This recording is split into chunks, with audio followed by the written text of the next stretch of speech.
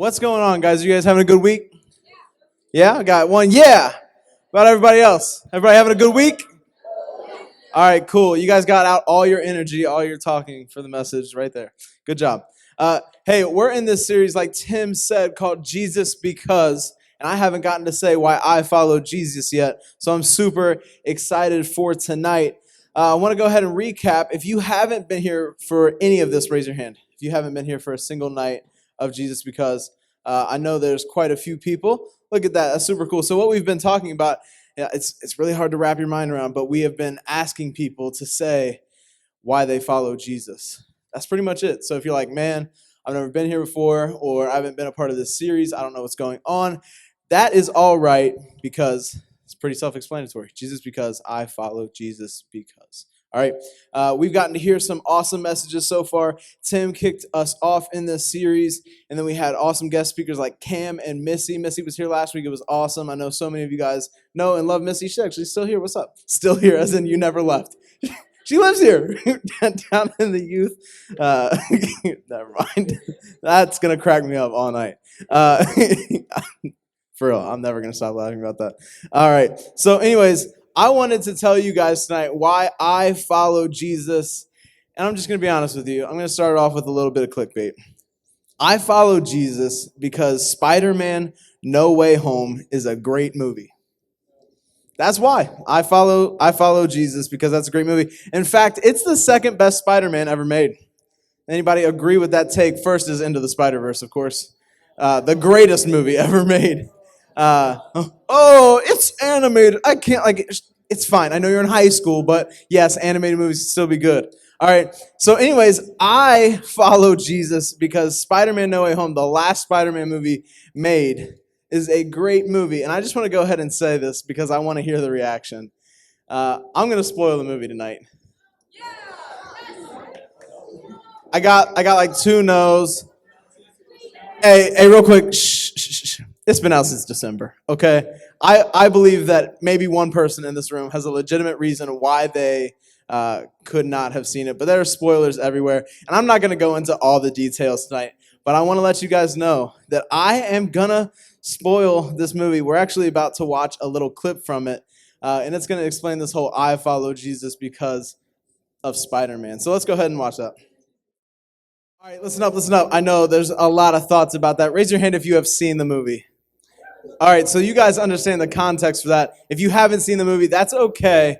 Really, all I'm going to focus on from that, I'm not going to tell you all the reasons why Spider-Man's beaten and battered in that little clip and why everybody's crying and why Zendaya has the cut on her eyebrow, any of that. I'm not going to tell you about No, I'm just kidding. All right, what I do want to focus on is one of the last lines that was said, and it was said over and over again. Zendaya says, there's got to be something we can do. There's got to be something we can do. There's got to be a plan. We always have a plan. There's always something we can do. And Peter looks back at her and says, there's nothing we can do. There's nothing we can do. So if you couldn't tell, this is after like all of the major battles have happened. This is after all of the chaos of the movie. Villains have been fought. Losses have been had. There's chaos. There's pain. There's hurt. And Peter has to look at his girlfriend and his best friend and say, there's nothing we can do. There's nothing we can do. That statement, guys, it hurts me to the core. I saw that movie with my friend Cam, who spoke a couple weeks ago. He's here tonight.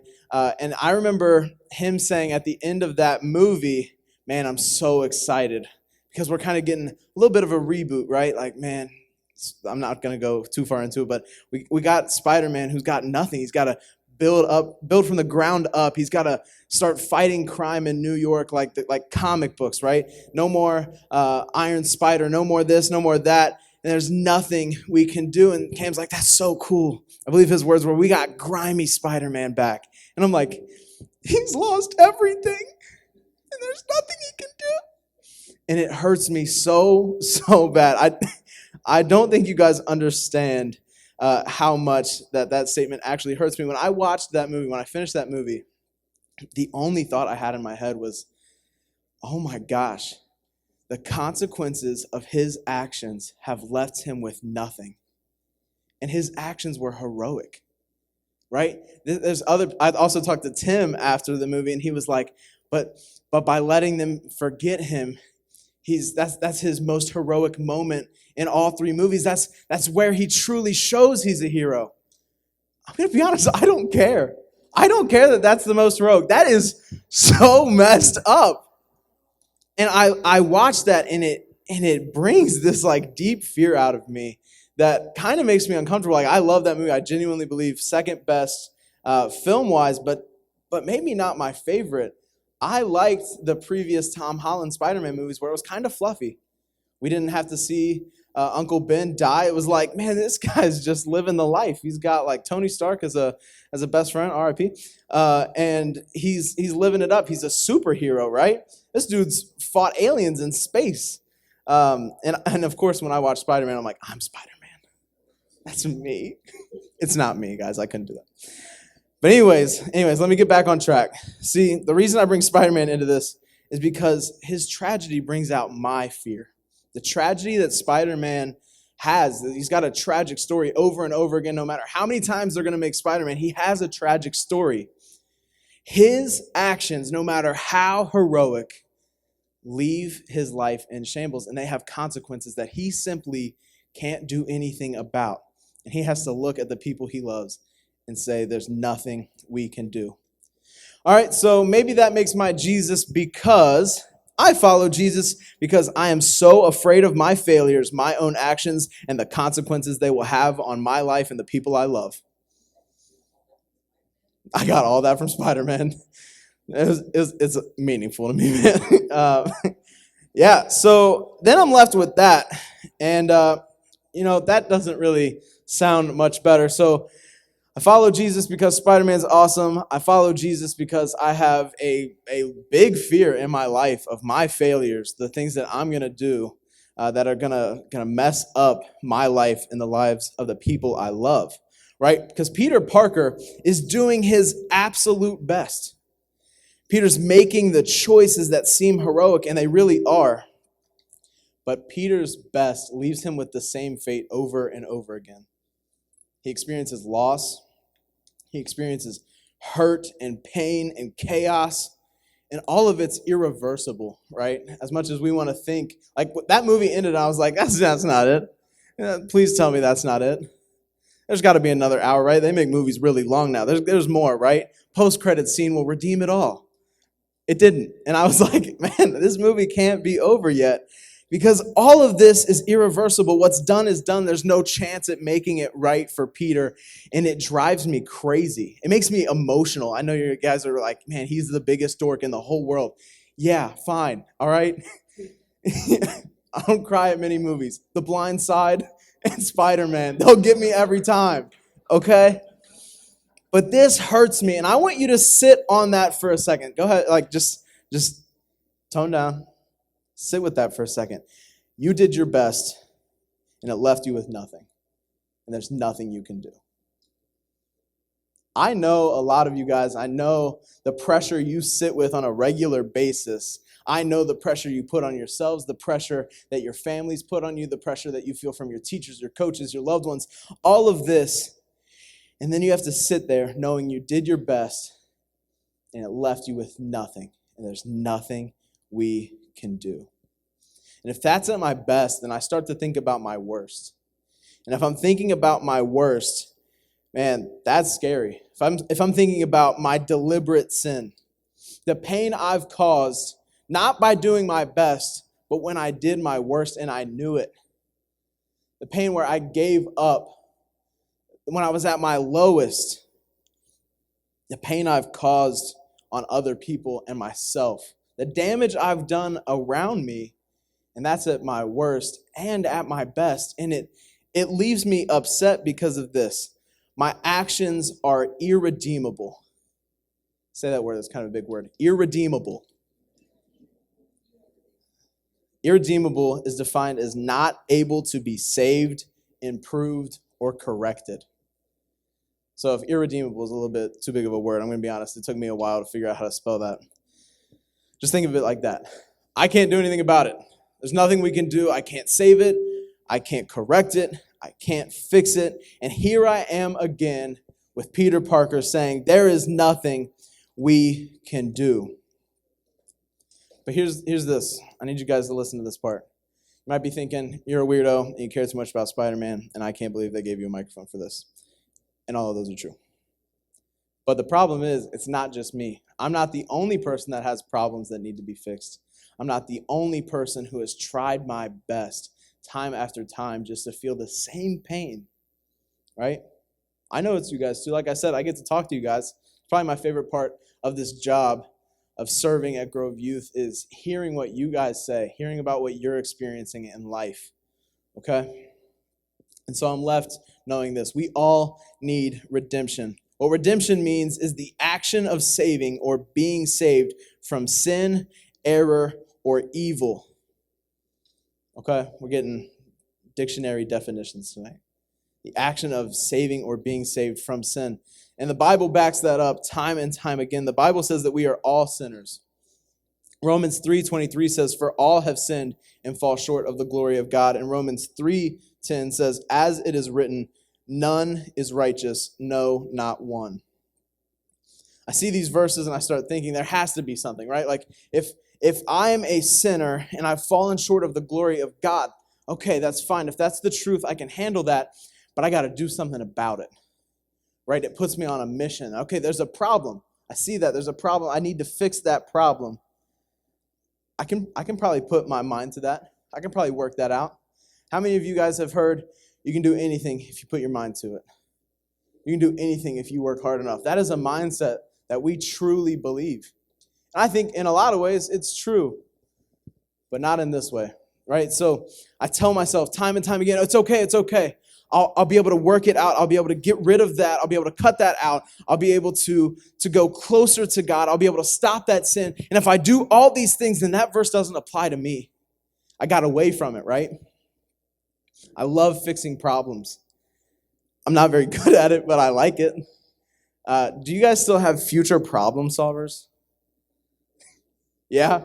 I was a part of that, and I thought it was super cool. If you don't know what that is, it's a group at school where they give you like a very bizarre question. Like I remember them being kind of like, all right, you're in a new future and everything is, you got flying cars, and how are you going to fix these energy sources? I'm like, yes, I have these big problems to think about, and I can try to fix them with no consequences, right? Like I can just write these things down on paper or present them to the judge person and be like, look, and we'll do this. And I have to put in minimal effort and feel like I saved the world. That is an awesome feeling. I loved future problem solvers, which I think like 3 people knew what that was. Right? I love to fix problems, but the other side of it is sometimes I get frustrated trying to fix problems. My sin is one of those. But a less serious one involves Grace, who many of you know and love. I didn't tell her I was going to talk about this, but Grace does this super cool thing where she locks her keys in her car all the time, daily. I mean, sometimes multiple times a day. No, I'm just kidding. We've been together for a little over 2 years, and she has locked her keys in her car probably half a dozen times, which might not seem like a lot, but I've never done it. And that's partially because my car doesn't allow me to. But it's not going to stop me from making fun of Grace. And so last time Grace locked her keys in her car, we were here. It was a Wednesday night. And we go to leave. A bunch of us were going to go to Mairose's. And I'm like, oh, you should just drive separate because we're going to go home after this. And she decides to let me know, I locked my keys in my car. And I'm like, okay, that's fine. That's fine. And I'm going to be honest. It frustrates me this much. And then the rest of me is like, it's fine. There's a problem, and I can fix that problem. And I almost get a little excited about it. So my dad's a police officer, and a lot of police officers carry around lockout kits is what they're called. And so my parents live a few minutes away. I drive to their house. I ask him to borrow his lockout kit, which is essentially like a big wedge that you just jam in the door to create just enough space to put a pole down in the door and try to shimmy the lock up. For a lot of cars, it's easy because you can just tap the unlock button and you're good to go. Grace's car doesn't have that.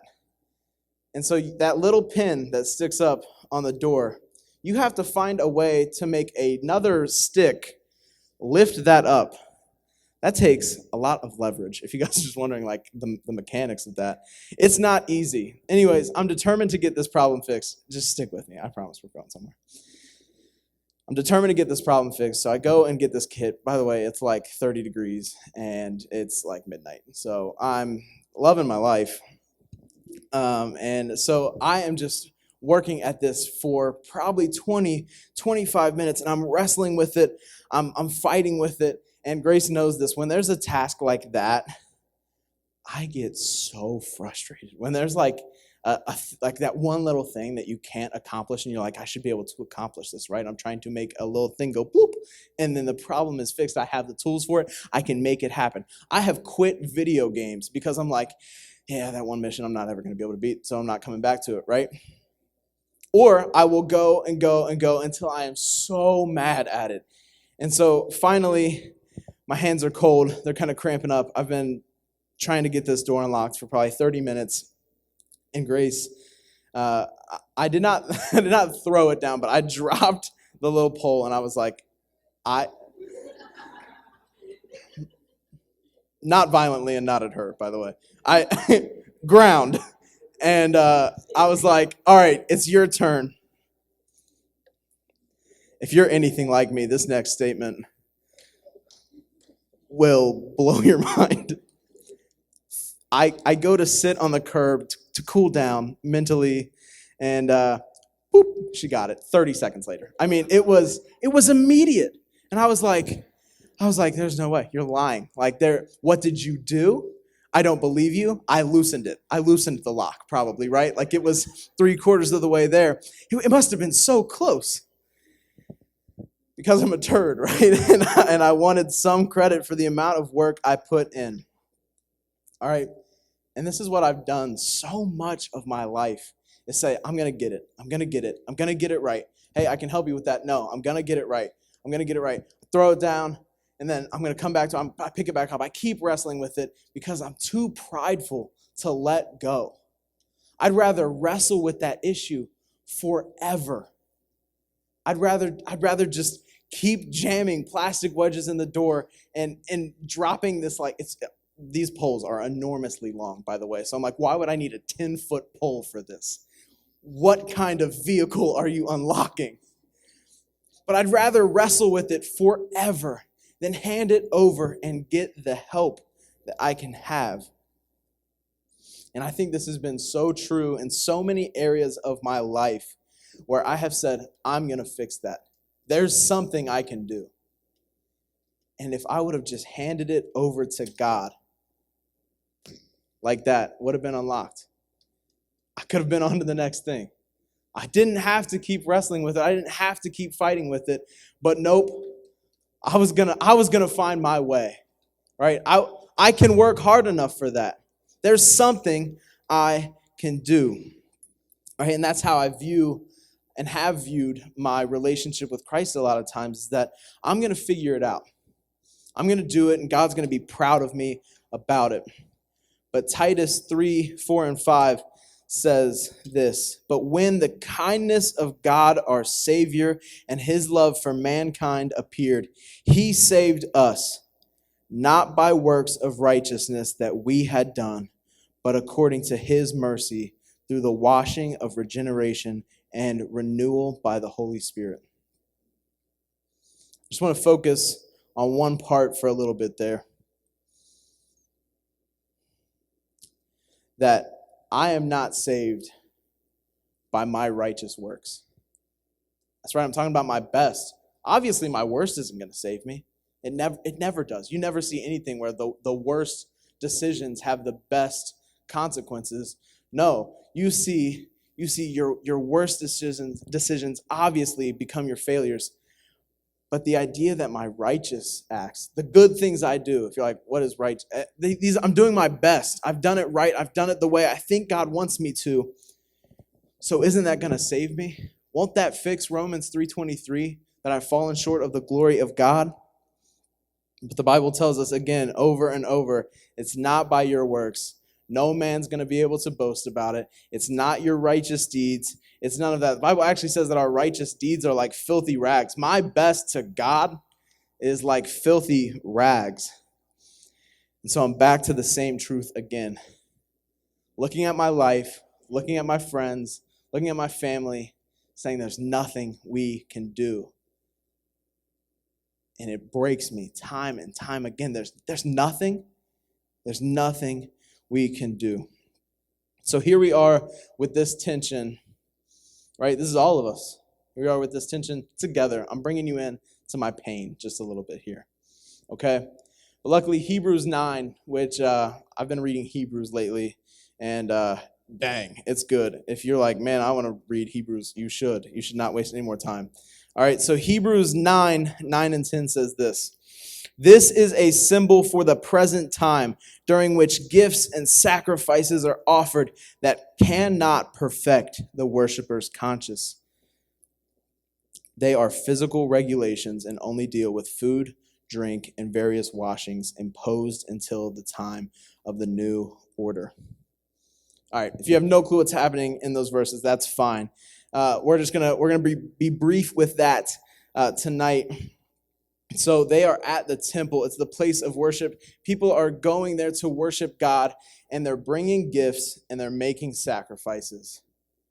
If there's one simple thing in there about those gifts and about those sacrifices, they cannot perfect. Those sacrifices, those gifts are not enough. They are not going to provide the perfection that we crave, that we desire, that we know that we need. Scripture's been clear about it. We know that we are not living up to God's best. So maybe I can give a gift. Maybe I can give a sacrifice. Maybe I can do something righteous, right? God told me to do these things. I can do them, and it will help. But it could not be perfect. It could not be perfect. They needed the Redeemer, and they needed the Perfecter. And that's where these next verses come in, and they are so cool. Verses 11 and 12, right afterwards, say this, but Christ has appeared. Right after we hear that it cannot perfect the worshiper, it cannot perfect their conscience. The next thing we hear is, but Christ has appeared as a high priest of the good things that have come in the greater and more perfect tabernacle, not made with hands, that is not of this creation. He entered the most holy place once for all, not by the blood of goats and calves, not by the sacrifices, right? Not by the sacrifices that people have been making, but by his own blood, having obtained eternal redemption. Remember what redemption meant a few minutes ago. We talked about it. Redemption meant being saved from our sin, our errors, our evil, our transgressions, being saved from those.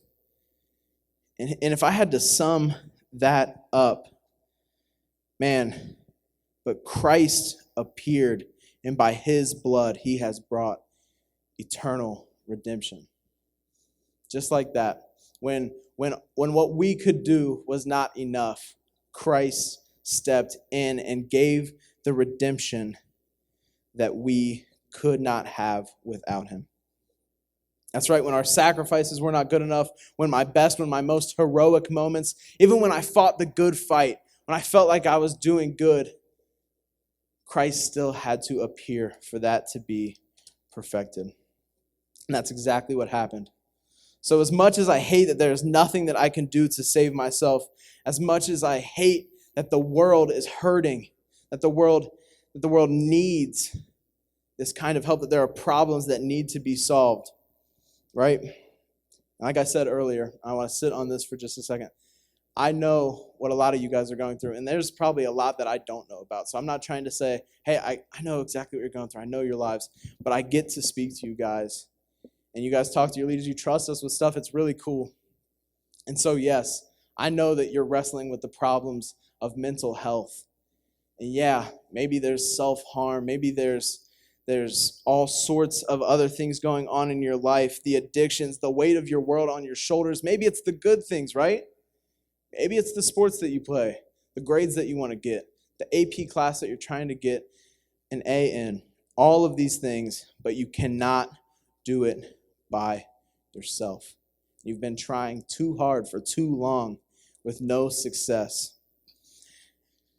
And so while I've been thinking about why I follow Jesus, it turns out it's not because Spider-Man's a really good movie.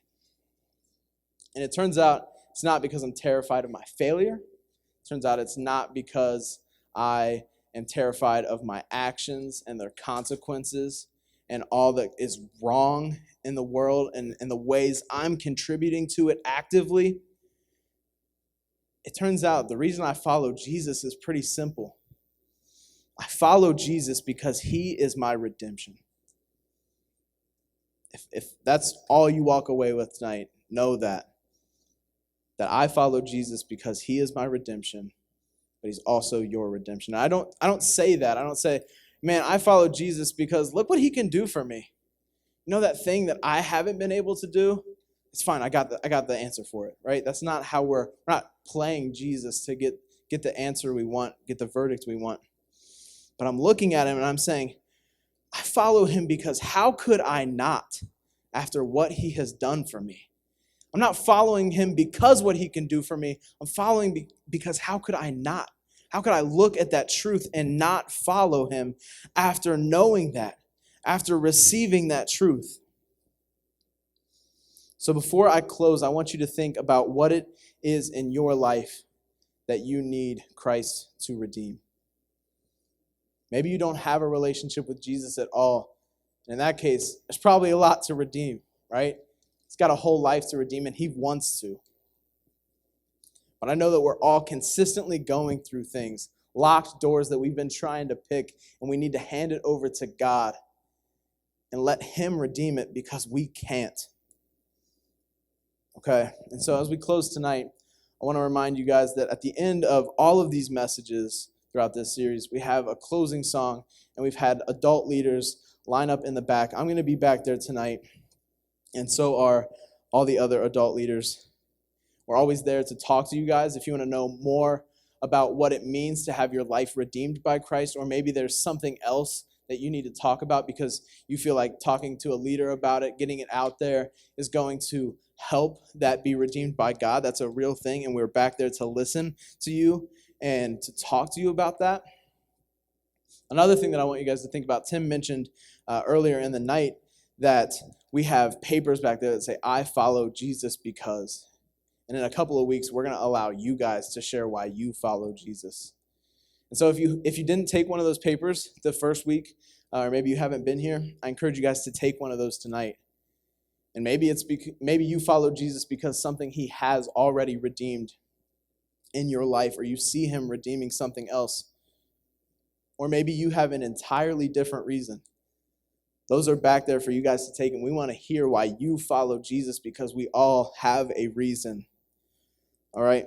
So as we close, my prayer for us tonight before we start this worship song is this: that we would know that there is nothing we can do, but Jesus has already obtained redemption for us. Nothing we can do to fix our problems. Nothing we can do to pay that debt. No work good enough. No deed that will be done to check the box. But that Jesus has already done it for you, and you have redemption the second he has control of your life. That redemption starts, and it continues on and on and on through your entire life. And that redemption is what's going to let you spend eternity with him in paradise. Not because you deserve it, but because he loved you enough to make that sacrifice, a sacrifice better than what was happening in the temple, a sacrifice with his own blood, because he loves you guys. And he wants to redeem us so that we can know him. And that's my